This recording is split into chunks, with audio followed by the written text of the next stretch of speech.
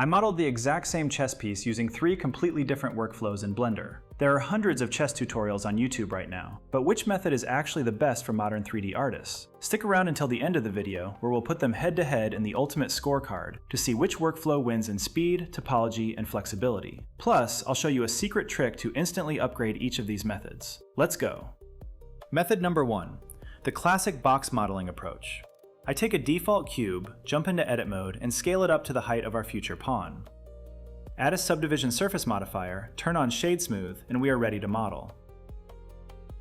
And my philosophy here is a top-down approach. Instead of extruding vertex by vertex from the bottom up, I block out the entire shape first like a sculptor using loop cuts, Ctrl+R, and bevels, Ctrl+B. This gives you absolute control over the proportions right from the start. You just slide edge loops up and down, pressing S and Shift+Z to scale them uniformly on the X and Y axis without messing up the height.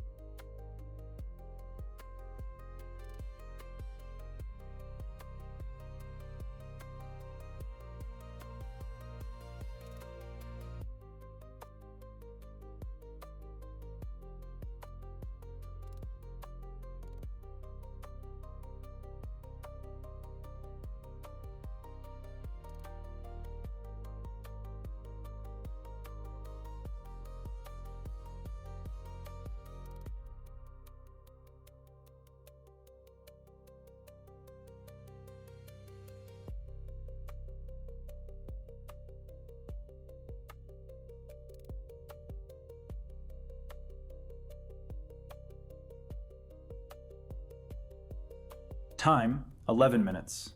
The verdict: it gives you absolute control over every single polygon, but it is slow. And it's highly destructive. If you want to change the proportions later, you have to manually select and move dozens of edge loops. Method number 2, the textbook method. I take a cube, select all vertices, press M and merge at center. Now we have one single vertex. I extrude this vertex up E to create the 2D profile of the pawn.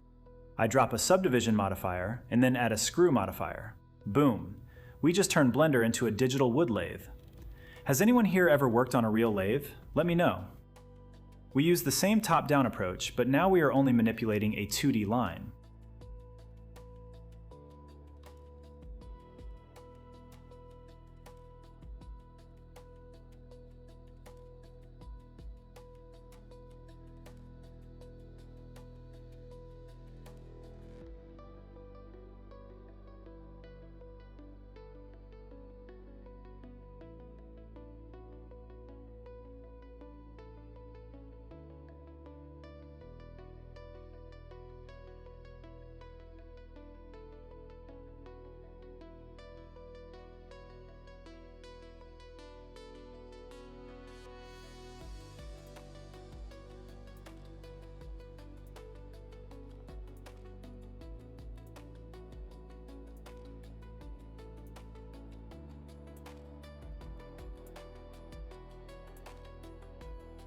Time, 9 minutes. The verdict: it's faster, and you get mathematically perfect round shapes. But manipulating a 2D curve can be finicky, and the biggest downside? The topology at the very top and bottom creates a pull, where all the triangles pinch together into one vertex. Shading artifacts incoming. Method number 3, the cheat code. Once again, I merge a cube into a single vertex, but this time I add the skin modifier followed by a subdivision. I extrude the vertex straight up. Now I just add points to this single vertical line using Ctrl+R and use the magic spell, Ctrl+A, to scale the thickness of the pawn at different heights. It feels like spinning digital clay on a potter's wheel. It's so relaxing. It's basically ASMR modeling.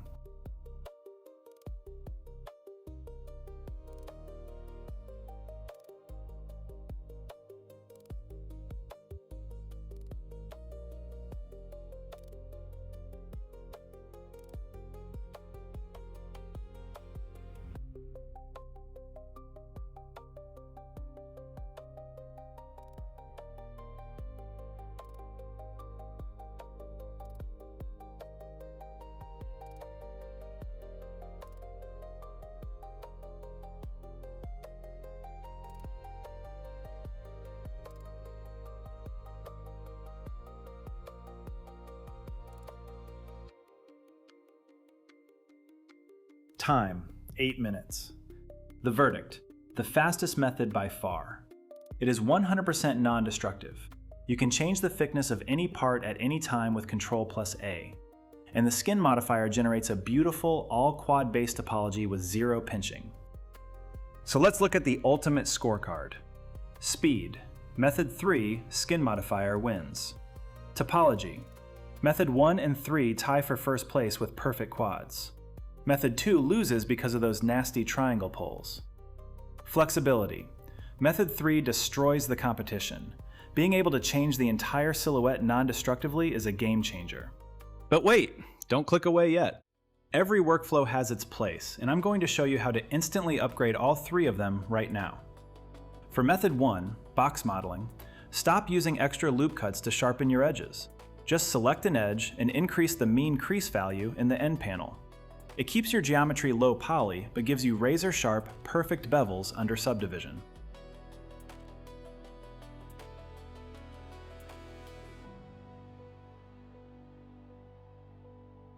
For method 2, the screw modifier, if your shading looks weird, check your modifier stack. Put the subdivision modifier after the screw modifier, not before it. It won't fix the pull at the top, but the rest of the topology will smooth out perfectly.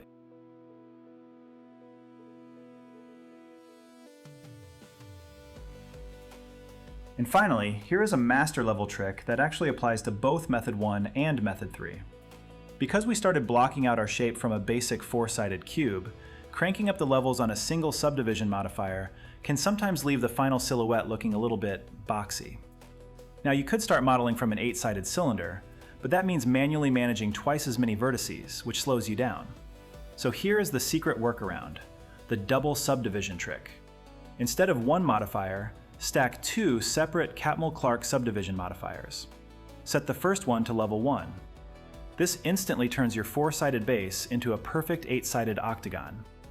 Then, slap the second subdivision modifier right below it and set it to level 2 or 3. This double smoothing process turns that octagon into an absolutely flawless mathematical circle. It gives you a much rounder, cleaner surface than just using a single modifier, while keeping your actual base mesh incredibly low poly. Perfect topology, every single time. So which modeling pipeline is your favorite? A, B, or C? Let me know in the comments below. Smash that like button, subscribe for more illegal 3D techniques, and stay creative.